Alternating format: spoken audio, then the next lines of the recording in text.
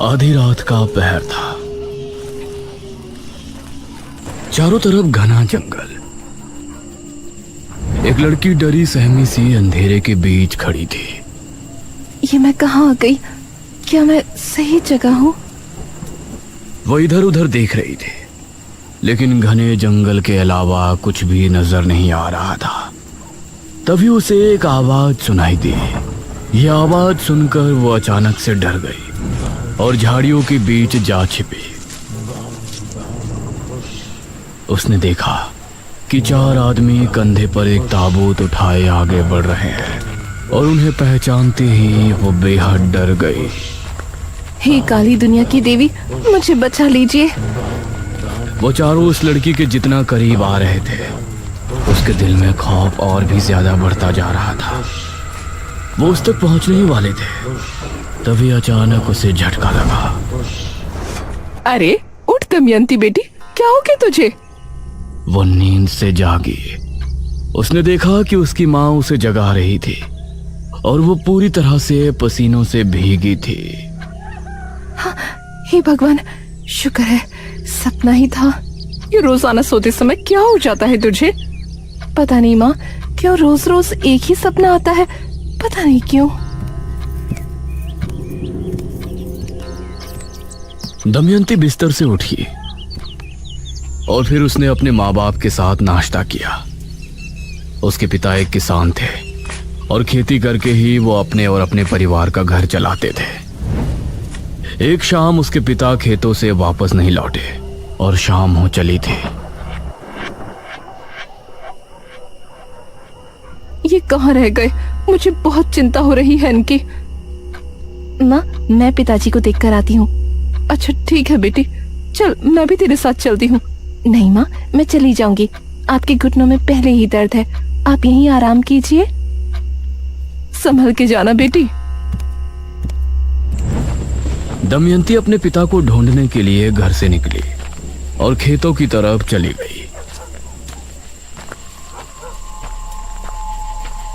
वो खेतों में पहुंची तो सुनसान रास्ता और घना अंधेरा देखकर उसे डर लगने लगा।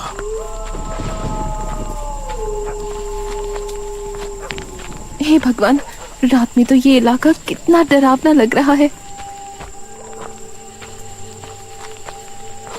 वो तेज तेज कदमों के साथ आगे बढ़ रही थी।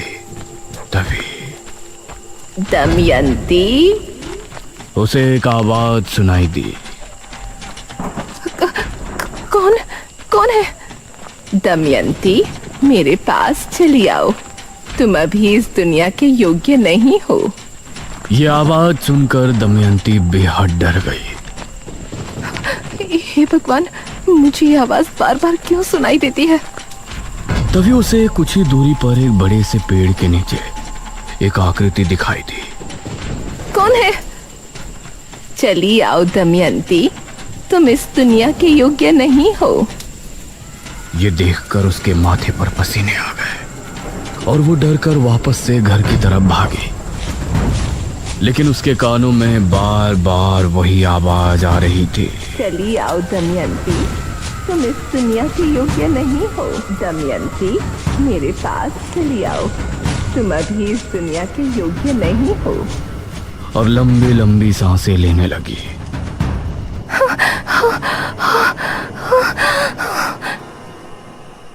अरे दमयंती बेटा, क्या हुआ? माँ, माँ। दमयंती अपनी माँ से लिपट गई। तभी उसके पिता बोले, बस नाटक शुरू। क्यों गई थी तू खेतों में, बता मुझे। पिताजी, मैं तो आपको देखने गई थी। तू चुप कर। पता है मुझे, तुझे बस बाहर जाने का बहाना चाहिए। गई होगी अपने किसी प्रेमी से मिलने।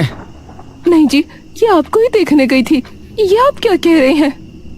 तू चुप कर। तूने ही पैदा किया है इसको।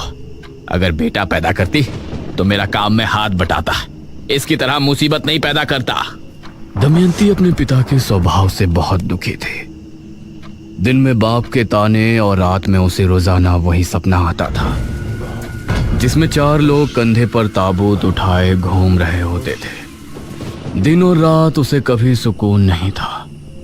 उसी समय गांव में भी अजीब सी घटनाएं घटने लगी थी। एक आदमी मोहन नगर से घर को लौट रहा था।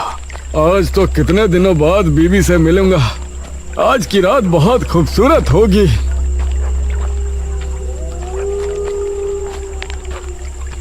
नौजवान, जरा इधर देखो। यह आवाज सुनते ही मोहन ने पीछे पलटकर देखा। उसने पाया कि पीछे भड़कीले कपड़े पहने एक लड़की खड़ी है। गोरा मखमली बदन, काले घने बाल। वो कोई अप्सरा लग रही थी। उसके चेहरे पर नकाब लगा था। इसके बावजूद उसकी नीली आंखें मोहन के दिल पर किसी तेज खंजर से ही गहरा हमला कर रही थी। कौन हो तुम? मेरे करीब आओ मोहन, अपनी पत्नी को भूल जाओगे। ये सुनकर मोहन के चेहरे पर मुस्कान छलक आई और वो भागकर झट से उस लड़की के गले लग गया। वो उसकी कोमल कमर पर हाथ फेर रहा था। तभी उस लड़की ने भी उसे कसकर गले लगा लिया। तभी मोहन को उसके शरीर की गर्मी महसूस हुई। तुम इतनी गर्म कैसे हो रही हो? यह कहते हुए वो उससे अलग हुआ तो अब उस लड़की की आंखें लाल चमक रही थी। ये देखकर मोहन का दिल दहल उठा और उसकी चीख जंगल में गूंज कर रह गई।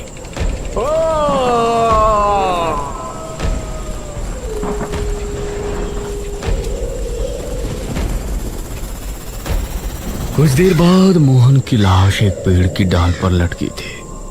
उसका शरीर पूरी तरह से पीला पड़ा था। गांव के लोग इन घटनाओं से परेशान थे और दमयंती के साथ अभी भी उसके पिता की तरफ से बुरा व्यवहार चल रहा था। इसी तरह उसकी उम्र 25 साल हो गई थी और अब उसकी मां को उसके विवाह की चिंता होने लगी थी। हमारी दमयंती विवाह के योग्य हो गई है जी। हमें लड़का देखना शुरू कर देना चाहिए। क्या मतलब है तेरा? लड़का देखना शुरू कर देना चाहिए? क्या तेरे पास दान दहेज है उसे देने के लिए? अरे हमारा जो कुछ भी है उसी का तो है। कौन सा अपना बेटा है जो आपको संपत्ति उसके नाम करनी है? मैंने सोच लिया है, मैं उसका विवाह जमींदार से करवा दूंगा। ये आप क्या कह रहे हैं? जमींदार तो आपकी उम्र का है। आप हमारी पुत्री का विवाह उससे कैसे करवा सकते हैं? ये सब दमयंती अपने कमरे से सुन रही थी और मन ही मन वो अपने आप को कोस रही थी। मैंने उससे बात कर ली है, वो विवाह भी करेगा और हमें 50,000 स्वर्ण मुद्राएं भी देगा। क्या आपने अपनी पुत्री का सौदा कर लिया? 5,000 मुद्राओं के लिए आप उसको बेच देंगे? ये सुनकर दमयंती के पैरों तले जमीन निकल गई और वो उसी रात को अपने माता पिता के सोने के बाद घर से भाग निकली। कहते हैं इंसान का सबसे बड़ा दुश्मन उसका अकेलापन होता है, जो अब उसके साथ था। जिन अंधेरों से उसे डर लगता था अब वो उसका सामना कर रही थी।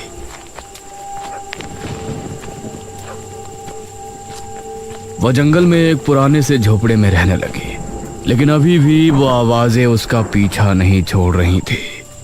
तुमको अभी तक कुछ समझ नहीं आया। आखिर कब तक तुम इस तरह जियोगी? तुम इस दुनिया के योग्य नहीं हो दमयंती। आ जाओ, मेरे पास चली आओ।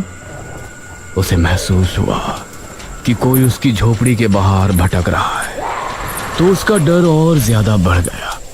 वो कोने में सिमट कर बैठ गई और कांपने लगी, लेकिन वो आवाज और कदमों की आहट उसे बार बार सुनाई दे रही थी। इसी तरह उसकी रात निकल गई।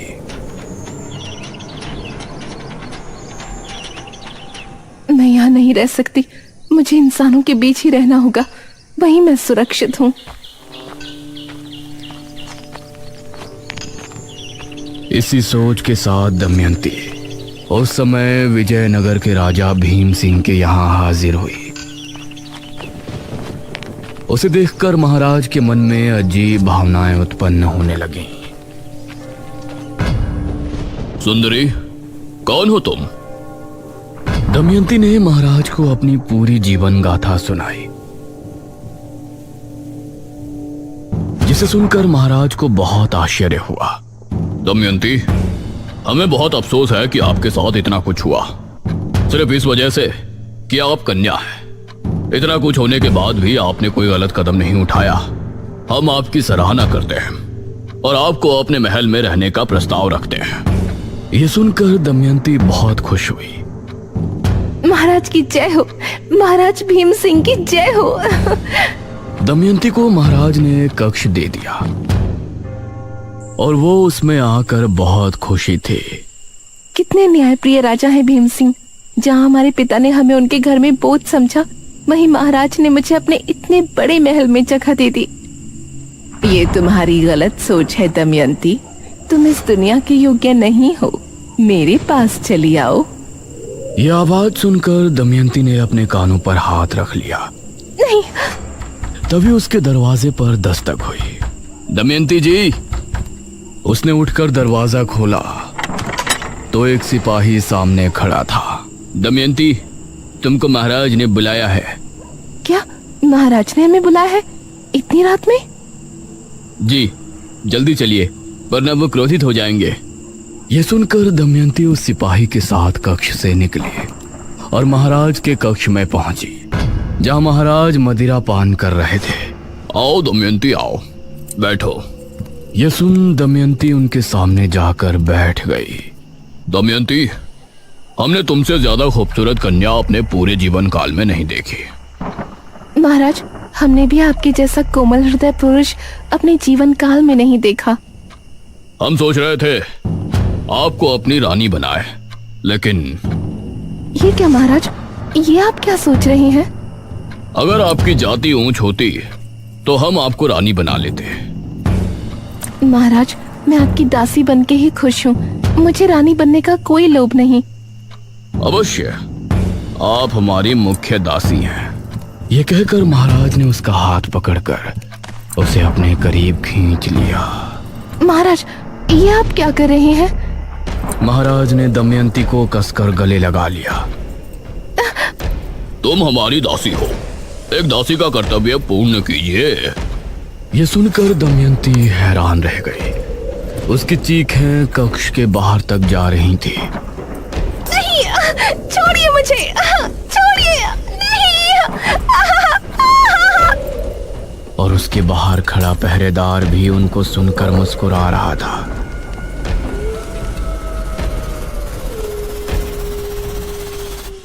आधी रात के समय महाराज को नींद आ गई, लेकिन दमयंती वहीं पड़ी रो रही थी।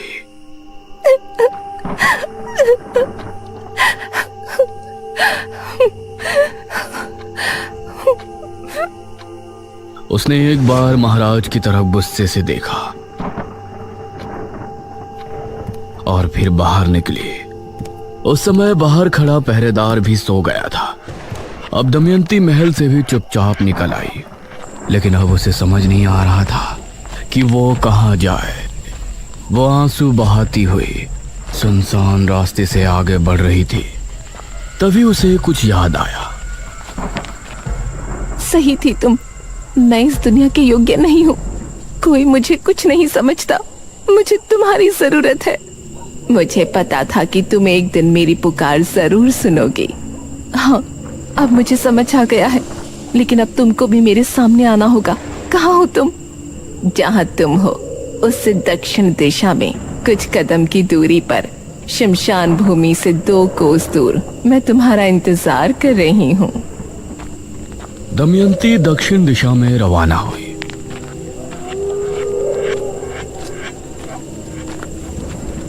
और कुछ कदम चलने के बाद वो शमशान भूमि पहुंची। उसके बाद 2 कोस चलने के बाद वो एक जगह पहुंची जहां उसने देखा एक स्त्री कुंड के सामने बैठी है। आओ दमयंती।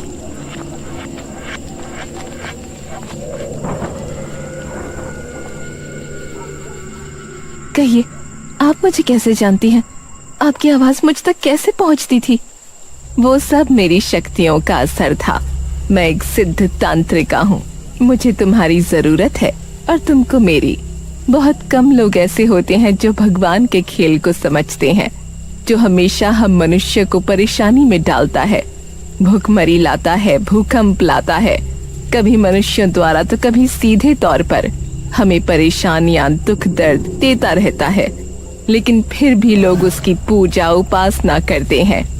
लेकिन मुझे पता था कि तुम एक दिन उसकी चालाकी समझ जाओगे और मेरे पास जरूर आओगे। हाँ, मुझे नफरत है इंसानों से, मुझे हर एक मर्द से नफरत है। मेरे पिता मुझे बोझ समझते थे और जिस राजा ने मुझे अपने महल में पनाह दी, उसने मेरे साथ वो किया जो उसे शोभा नहीं देता। और ये सब मेरे साथ तब हुआ जब मैं भगवान को बहुत कुछ समझती थी। लेकिन अब मुझे भगवान में विश्वास नहीं है, नहीं है वो। बहुत अच्छे। लेकिन तुमको मेरी मदद करके क्या मिलेगा? तुमने मुझे ही क्यों चुना? मेरी उम्र 30 वर्ष हो गई है। अब मुझे एक महाविद्या करने के लिए एक शिष्य की जरूरत है। अगर तुम मेरी शिष्य बनकर मेरी बताई विद्या की क्रिया संपन्न करने में मेरी मदद करोगे तो तुम्हारे अंदर अपार शक्तियां आ जाएंगी और मेरी शक्तियां दोगुनी हो जाएंगी। मैं करूंगी जो आप कहेंगे, मैं सब करूंगी। ये सुनकर तांत्रिका के चेहरे पर मुस्कान झलक आई। जा, मेरी उस कुटिया में जा और जो वस्त्र वहां रखे हैं उन्हें धारण करके आ। उसके कहने पर दमयंती उसकी कुटिया में गई और कुछ देर बाद बाहर निकली। उसके द्वारा दिए गए कपड़े काफी भड़कीले थे। शैतान को खुश करना है तो ऐसे वस्त्र धारण करना स्वाभाविक है। हैरान ना हो, अपनी आंखें बंद कर लो। दमयंती ने अपनी आंखें बंद कर ली और फिर तांत्रिका ने महामंत्रों का जाप शुरू किया। वो कई बड़े बड़े मंत्रों को पढ़ती और उनके पूरा होते ही दमयंती के शरीर पर अभिमंत्रित जल डालते।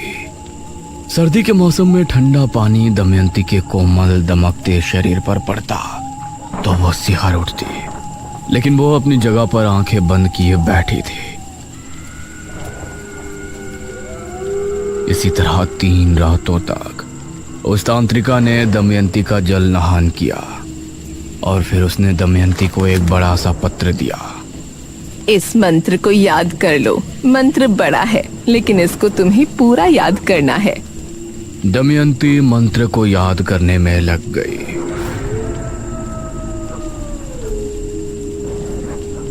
वो पूरे दिन उस पत्र को लेकर बैठी रहती और करीब 4 दिनों में जाकर तांत्रिका, अब मुझे वो मंत्र पूरा याद हो गया है। बहुत अच्छे। ये कहकर तांत्रिका ने दमयंती के सामने एक मटका रखा और बोली, आज से तुमको मध्य रात्रि से लेकर सुबह होने तक वही मंत्र पढ़ना है और हर मंत्र के पूर्ण हो जाने पर इस मटकी के पानी में फूंकना है। जी, जैसा आप बोले। ये कहकर दमयंती वो क्रिया करने में लग गई। अब तांत्रिका अपनी कुटिया में आराम करने लगी और दमयंती ने पूरी रात मंत्रों जाप किया। सुबह सूरज निकलने से पहले तांत्रिका उसके पास पहुंची। बहुत अच्छी दमयंती, अब तुम विश्राम कर सकती हो। ये सुनकर दमयंती खड़ी हुई और फिर कुटिया में चली गई और वो तांत्रिका उस मटकी को लेकर घने जंगल की तरफ चली गई। ये तांत्रिका कहाँ चली गई?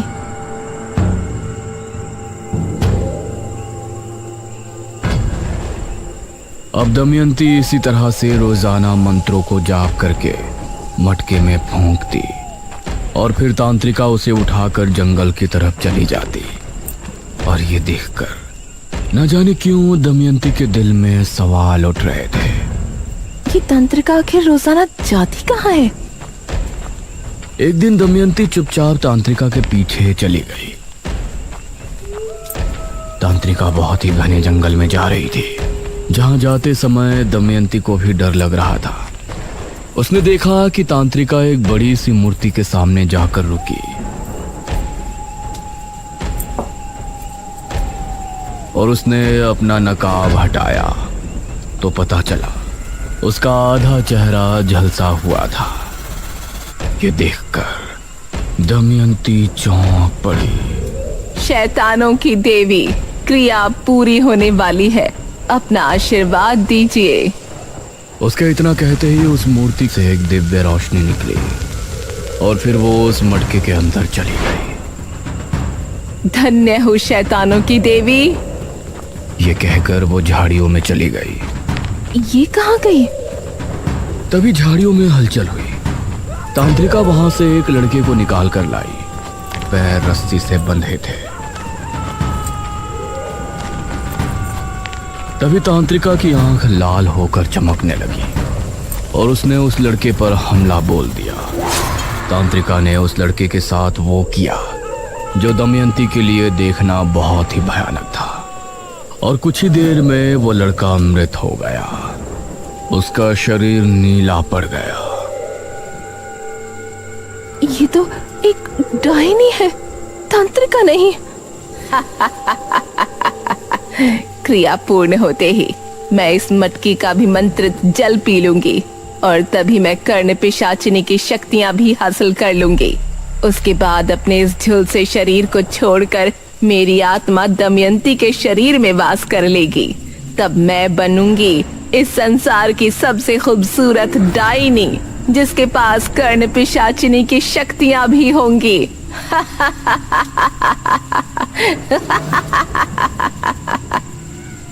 ये सुनकर दमयंती के पैरों तले जमीन निकल गई।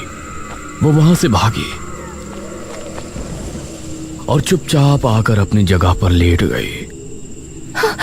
अब मैं क्या करूं? ये सिर्फ मेरा इस्तेमाल कर रही है। ये मुझसे क्रिया करवा रही है जिससे ये किसी कर्ण पिशाचिनी की शक्तियां हासिल कर लेगी और मेरे शरीर में वास कर लेगी। इसका मतलब मैं मर जाऊंगी। दमयंती को अब बहुत ही बुरा लग रहा था, लेकिन इस बार उसने इस मुसीबत से निकलने का एक हल खोज लिया था।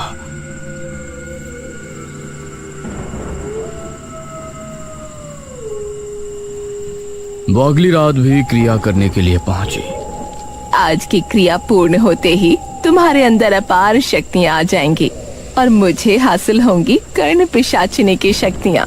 आज की रात भी उतनी ही लगन से क्रिया करना दमयंती। ये कर्ण पिशाचिनी कौन होती है?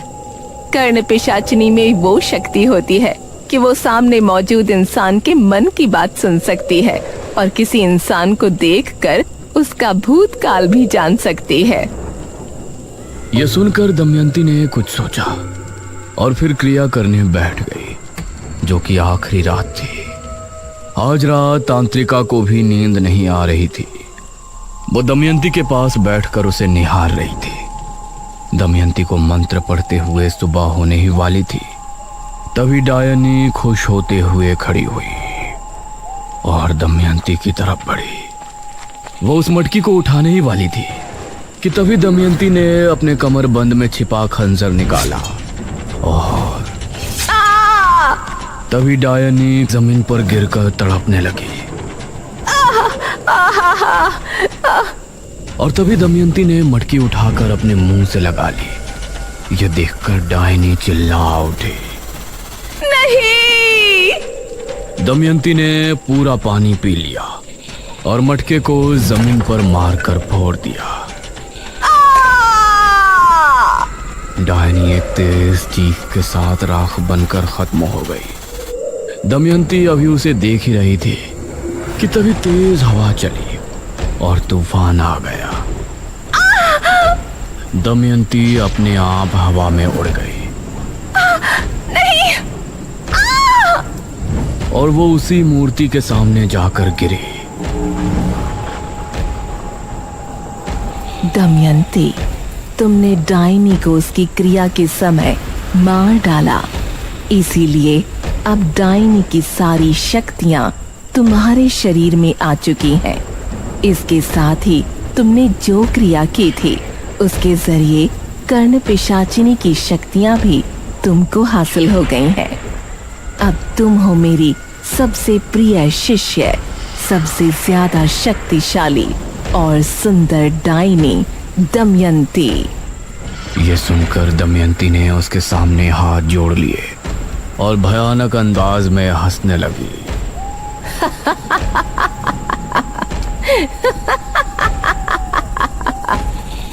दमयंती के साथ आगे क्या होगा और उसका निशिर मोलो के साथ क्या संबंध है, ये जानने के लिए बने रहिए ताबूत के अगले भाग में भी।